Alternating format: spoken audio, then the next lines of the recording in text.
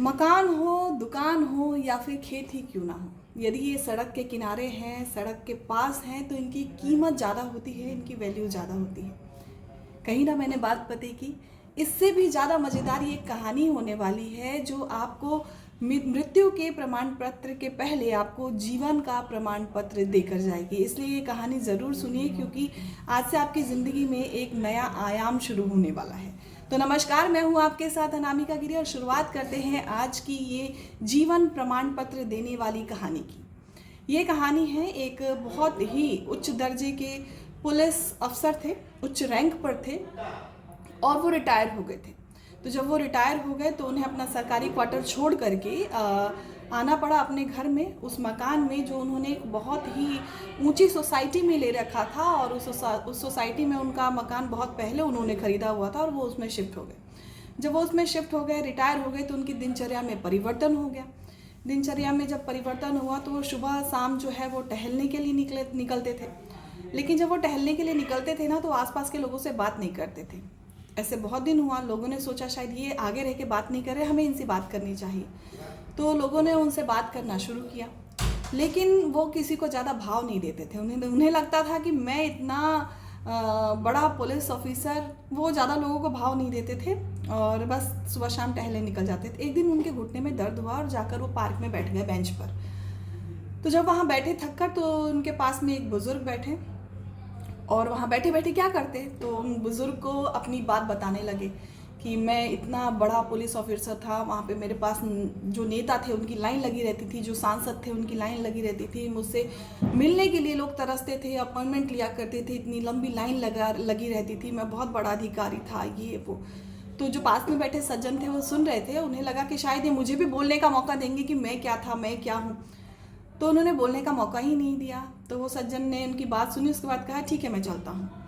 उसके बाद क्या हुआ, रोज़ ऐसा ही होने लगा। वो उन सज्जन से मिलने लगे, बेंच पे आके बैठने लगे और रोज़ पुलिस ऑफिसर जो थे, जो रिटायर हो चुके थे, रोज़ अपनी बातें बताते, रोज़ अपने विषय में चर्चा करते कि मैं ये था, मैं वो था, एक दिन ऐसा हुआ, एक दिन वैसा हुआ, वो रोज़ सुनते थे। एक दिन अंततः वो बुजुर्ग ने कहा कि आज मैं क्या कुछ बोल सकता हूँ। तो उन्होंने कहा जी जी बिल्कुल, बोलिए बोलिए। तो उन्होंने कहा कि आपको पता है, मैं भी उन्होंने एक जगह का नाम बताया, कहा कि मैं भी यहाँ से 2 बार सांसद रह चुका हूँ। पुलिस ऑफिसर ने उनको ऐसे देखा, कहा हाँ ये भी सांसद, बोले ये मैं, सिर्फ मैं ही नहीं। अब वो देखिए वहाँ पे एक सज्जन एक्सरसाइज कर रहे हैं, वो जो है वो रिटायर्ड जज हैं। और वो देखिए वो जो सामने से भाई साहब आ रहे हैं ना, वो रेलवे में बहुत बड़े अधिकारी रह चुके हैं। और वो जो वहाँ बैठे हैं ना, जो व्यायाम कर रहे हैं, वो बिजली जो विभाग था उसके वो मुख्य अधिकारी थे। तो आप मुझे ये बताइए कि बुझे हुए बल्ब की कीमत क्या होती है। तो पुलिस ऑफिसर ने कहा कि बुझे हुए बल्ब की, फ्यूज़ बल्ब की तो कोई कीमत नहीं होती। तो उन्होंने कहा कि देखिए हम सब अब अभी वही हैं, हम सब फ्यूज़ बल्ब ही हैं। चाहे हम 5 वॉट के हों, चाहे 10 के हों, चाहे 100 के हों, 80 के हों, 50 के हों, लेकिन अब हमारी कोई कीमत नहीं है।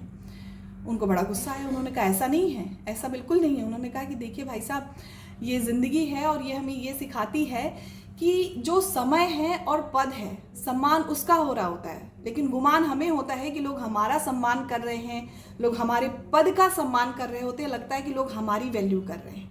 यदि आप किसी पद पे नहीं हैं और आप वहाँ से निकल जाइए तो लोग आपकी तरफ देखेंगे भी नहीं, क्योंकि आप एक आम नागरिक हैं। और यही आपके पास पद हो, प्रतिष्ठा हो। तो इस पूरी कहानी का सिर्फ सार इतना है कि पूजा आपकी नहीं होती, पूजा समय की होती है, पद की होती है। जब लोग आपका सम्मान कर रहे होते हैं तो वो आपका सम्मान नहीं कर रहे होते हैं, वो आपके पद की और आपके समय की सम्मान कर रहे होते हैं। आपका समय अच्छा चल रहा होता है, आप अच्छे पद पे बैठे हैं, इसलिए लोग आपका सम्मान कर रहे होते हैं। एक कोटेशन मुझे याद आ गया कहानी बताते बताते, कि किसी ने ये कहा है कि जब कोई आपसे पूछ रहा होता है कि आप काम क्या करते हैं, तो वो ये अंदाज़ा लगा रहा होता है कि आपको कितना सम्मान देना है। तो ये बात जब मैंने सुनी थी मुझे बहुत अच्छी लगी, मुझे लगा आप लोगों से ये बता देनी चाहिए। तो देखिए कहानी मेरी इतनी ही थी, ख़त्म हो गई कहानी, लेकिन इसका सार बहुत गहरा निकल कर आता है कि हमारे जब पद का सम्मान हो रहा होता है ना, हमारे जब समय का सम्मान हो रहा होता है, तो हम ये भूल जाते हैं कि हम जिंदगी में क्या कमा रहे हैं। हमारी असली कमाई, उस कमाई के चक्कर में हम अपना जीवन जो है ना वो व्यतीत करना, खुशी खुशी व्यतीत करना भूल जाते हैं। हम इस गुमान में आ जाते हैं कि लोग हमारा सम्मान कर रहे हैं। इसलिए बहुत ज़रूरी है कि रिटायरमेंट से पहले जब हम काम कर रहे होते हैं तो हम इस नज़रिए से भी देखें कि हमें मतलब पद के साथ साथ परिवार भी कमाना है, अंततः हमें परिवार के साथ ही रहना है। इसलिए हम जो डेडिकेशन वहाँ देते हैं वो हमें परिवार के साथ भी हमें उतना ही समय बिताना है, उतना ही डेडिकेशन देना है। तो ये मेरी कहानी थी जो ये बताती है कि हमें जो मृत्यु का प्रमाण पत्र मिले उससे पहले हम इन पद और प्रतिष्ठा और समय के चक्कर में हम अपना जीवन जीना भूल जाते हैं, हम अपने परिवार को समय देना भूल जाते हैं। देखिए मेरी कहानी, उन कहानियों का जो अंततः सार होता है ना, वो परिवार ही होता है, क्योंकि मुझे ऐसा पर्सनली लगता है कि दुनिया में सब कुछ ज़रूरी है और लेकिन हम अपने परिवार को नज़रअंदाज नहीं कर सकते, परिवार के साथ रहकर सब कुछ करना ज़रूरी है। तो इतनी सी कहानी है, उम्मीद है आपको पसंद आई होगी। आप रिटायर हो चुके हैं तो अभी से भी आप अपने परिवार में अपना समय का इन्वेस्टमेंट कर सकते हैं, और यदि आप रिटायर नहीं हुए हैं तो आज से भी अपनी दिनचर्या में कुछ समय अपने परिवार को ज़रूर दीजिए, क्योंकि आप वो समय जो अपने पद में लगा रहे हैं, पद चला जाएगा लेकिन परिवार आपके साथ हमेशा रहेगा।